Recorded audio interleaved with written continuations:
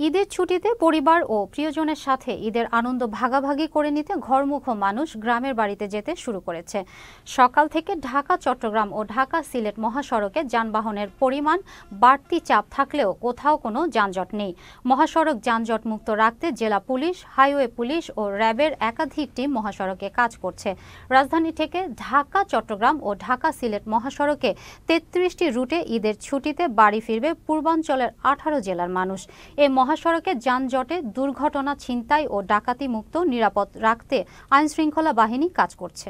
সাধারণ মানুষ যেন ঢাকা থেকে নির্বিঘ্নে নিরাপত্তার সহিত যেন তারা তাদের গ্রামের বাড়িতে যেতে পারে, ছুটি কাটাতে যেতে পারে, সে উপলক্ষেই আমাদের এই পেট্রোলিং চেকপোস্ট, আমরা গোয়েন্দা নজরদারিও বৃদ্ধি করেছি আমাদের হাইওয়ে কেন্দ্রিক।